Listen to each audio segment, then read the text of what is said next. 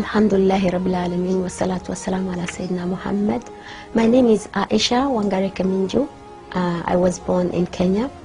I embraced Islam 10 years ago after really a struggle in life, after searching for so long. Prior to becoming a Muslim, I was a flight attendant. Since I had it all, I was sitting on top of the world, like they say.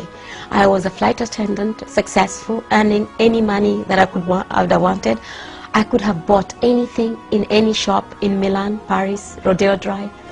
I bought anything I wanted. Yet, the more I bought, the more I was depressed. But Alhamdulillah, by the mercy of Allah, Islam found me. I didn't find Islam. His life is studied by children, all ages, and has been studied for the last 15 centuries. And he has been the most important man for 15 centuries continuous.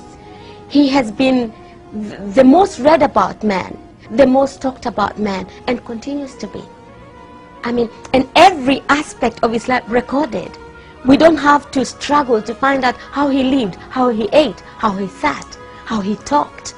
I mean, no other person's life has been recorded, no other prophet, no other human being or any other thing has been given such attention. And subhanallah, it would be difficult to choose what part of Prophet Muhammad to talk about.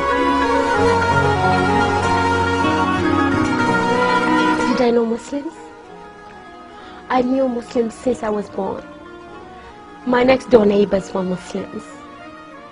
I worked with Muslims. My colleagues were Muslims. My best friends were Muslims. But the saddest thing is they never invited us to Islam. They treated us like those kuffars. Those kuffars. We never saw the Quran. We were not supposed to touch the Quran, you know, those najis. Yet, I knew there was something about Islam that I wanted to be part of. But for me, it was not a religion. It was something, for the Arabs and the Somalis, because those were the people around me. But I didn't know that Islam was something I could be part of. I didn't know that. And I was not invited. I was made to feel I didn't fit in.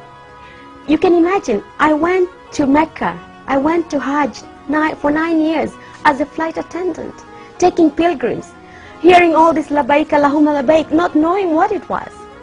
But alhamdulillah, maybe Allah had not meant for me to be a Muslim then, because probably I wouldn't have found the taste I have that now, what I know now that Islam is. But it's very sad that Muslims can have this treasure of Islam and not pass it on.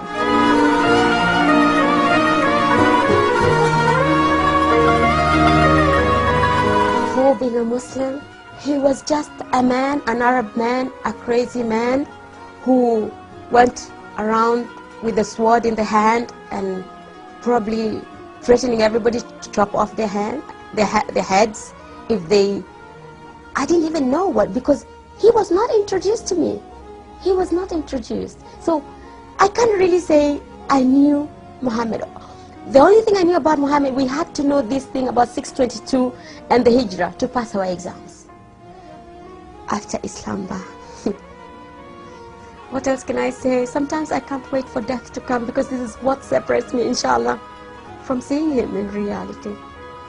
What can I say about the man who Allah subhanahu wa ta'ala chose to be the carrier of his last message, the mercy of humankind? What can I say about Prophet Muhammad? I don't possess those words.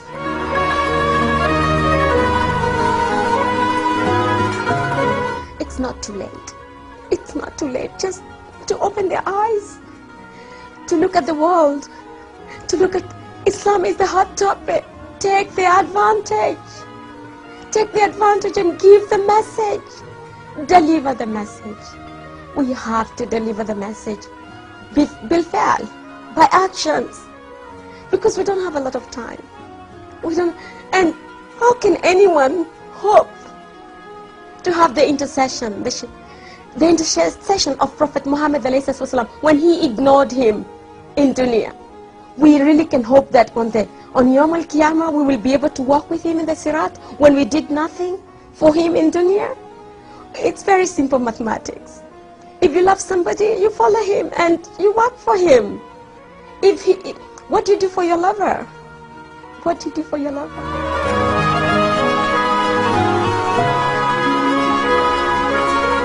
If I didn't die or faint and die, I'll tell him not to be sad.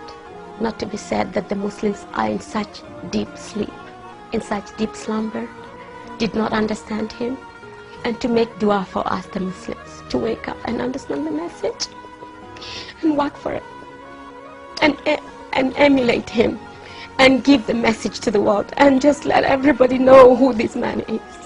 I would ask him to make lots of dua for us and ask Allah subhanahu wa ta'ala to wake us up from our ghafla with mercy, not with a big bang, before there's no other time, before the end comes. I would ask him to make lots of du'as for us. Ashhadu an la ilaha illallah wa ashhadu anna Muhammad abduhu wa rasuluh.